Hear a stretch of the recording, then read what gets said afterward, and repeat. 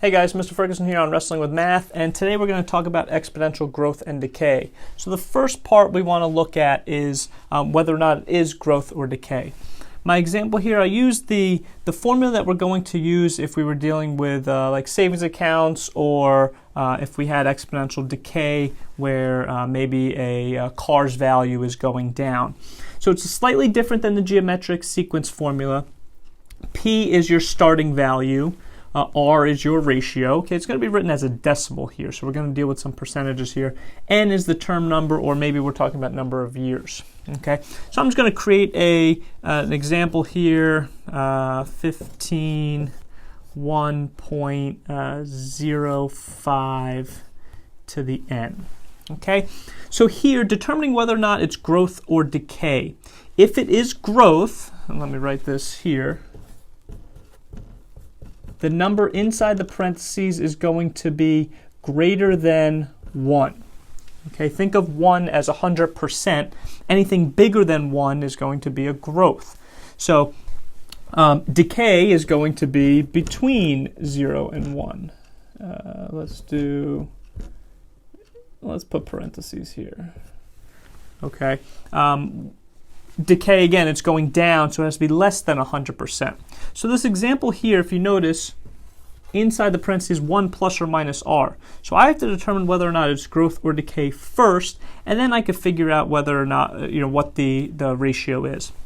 So is this number bigger than 1? Yes, 1.05 is bigger than 1. And it's going to ask me what is the percentage. So I'm going to say, yes, this is growth. And how much is it growing by? So here, since it is growth, I'm going to use plus. 1 plus r equals this number inside parentheses. Okay, and if I'm solving for r here, I'm going to subtract 1. So r equals 0.05.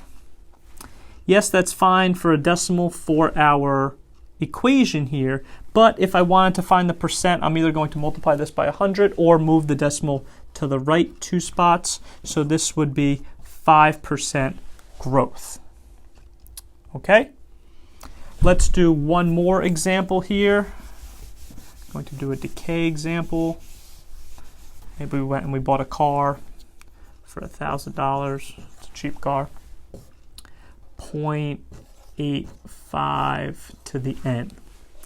Okay, so again, first things first, we're determining whether or not this is growth or decay. So check my little chart here. Is it greater than 1? No, 0.85 is not greater than 1. Is it between 0 and 1? 0.85 is between 0 and 1. So this is going to be a decay. So since it's a decay, I'm going to use 1 minus r equals 0.85. Okay, solve for r here. Subtract 1 from both sides, giving me negative r equals negative 0.15. R is not by itself yet. We have to divide by negative 1. R equals 0.15. Okay, we don't like it as a decimal only when it's inside the equation. We like it as a decimal here. So I need to turn this into a percentage here, multiply it by 100, or move the decimal place to the right 2 spots. So this is a 15% decay. Again, this is the start of exponential growth and decay. We will build on this shortly. Okay, so hopefully this helped you out, and thanks a lot, guys.